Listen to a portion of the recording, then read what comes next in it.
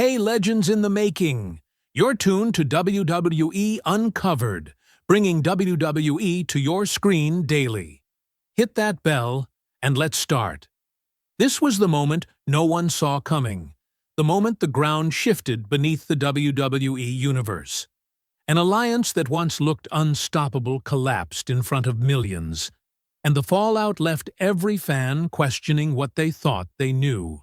At first glance, the separation between Bron Breakker and Bronson Reed appeared to be nothing more than two teammates outgrowing their partnership. But as the dust settled, signs pointed somewhere else entirely. Because behind that shattering moment stood a strategist, a mastermind, a man who has made a career out of weaponizing opportunity. The one orchestrating the downfall wasn't Breakker. It wasn't Reed. It wasn't even Rollins. It was Paul Heyman, the silent architect pulling strings in the shadows. And once you trace the clues, once you follow the small but deliberate actions, the full picture becomes unmistakable.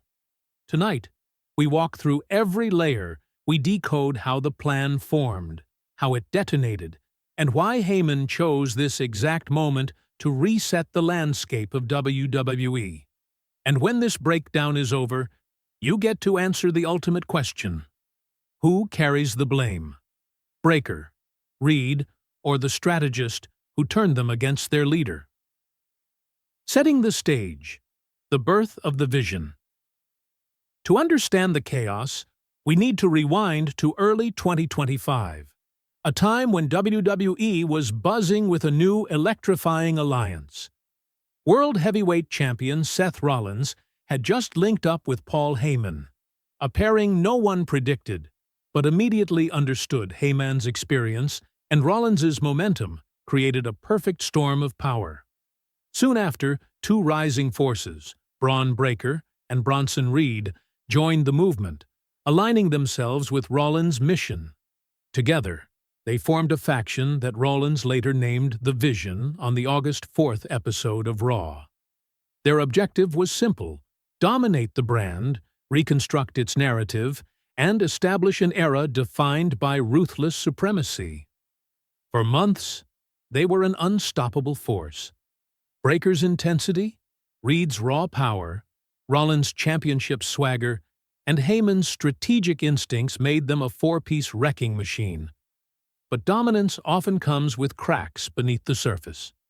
Ambition, ego, expectation, and simmering frustration brewed quietly behind the curtain. And while the group appeared united, a fracture was already forming. The cracks form, tension behind the scenes.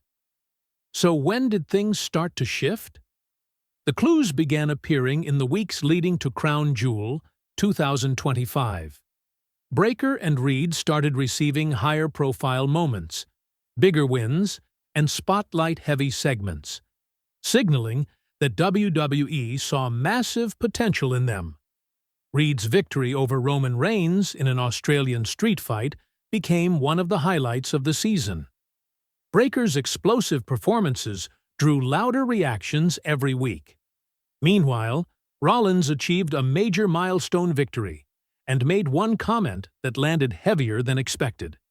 He openly stated he didn't need anyone, not his faction, not his manager, no one.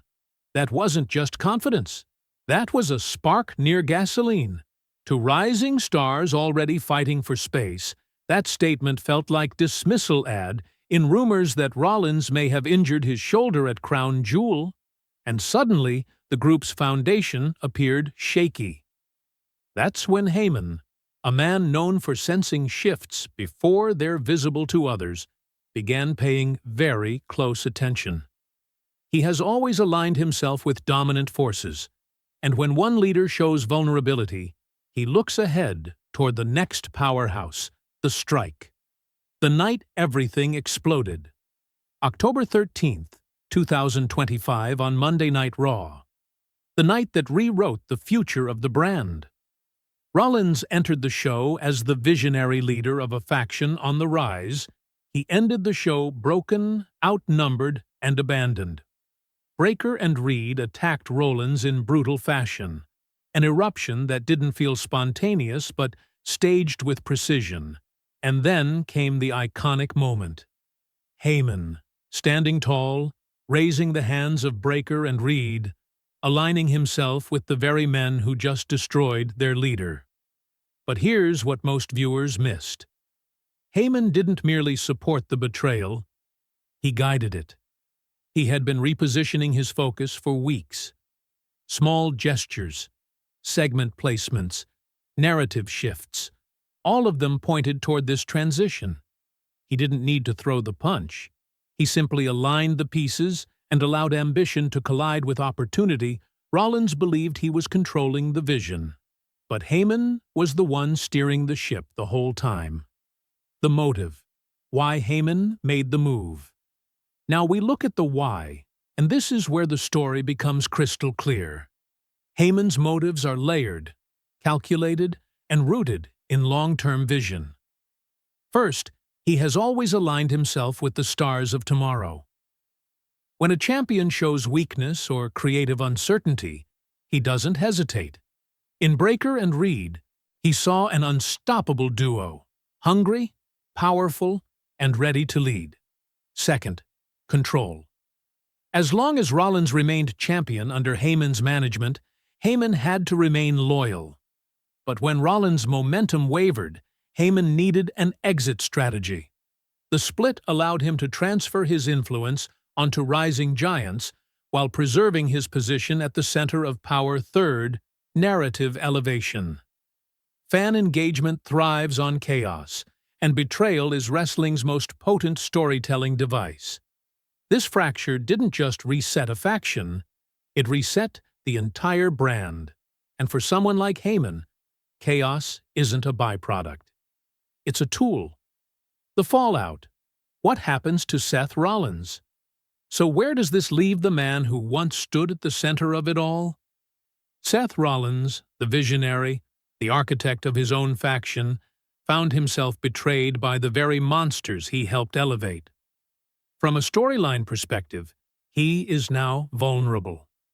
The aura he built for years has been punctured. His leadership has been dismantled.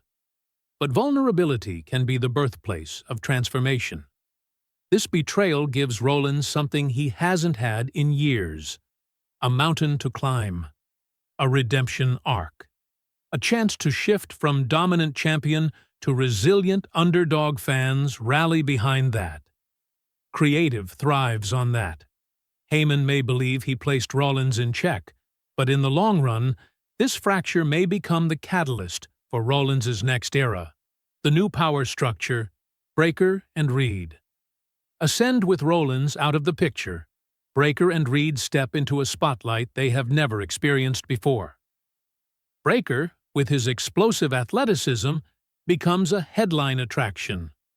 Reed, with unmatched strength and intensity, becomes a force capable of reshaping the title scene. With Heyman guiding them, crafting promos, steering matchups, controlling momentum, their rise becomes inevitable. They are no longer enforcers, no longer background pieces. They are the new center of gravity on Raw. And that exact shift is what Heyman envisioned from the beginning. Why this twist hit fans so hard? This betrayal worked because it checked every box that makes wrestling storytelling electric. First, shock value. Fans didn't expect Breakker and Reed to turn so violently, or for Heyman to place himself at the forefront of it. Second, character evolution. Rollins becomes vulnerable. Breakker and Reed evolve into leaders, and Heyman reclaims his position as the mastermind of chaos. Third, storyline reset. Raw needed a fresh jolt, a narrative pivot that would ignite new rivalries and unexpected alliances. This moment delivered exactly that. And most importantly, it gave fans something to feel, something to debate, something to anticipate.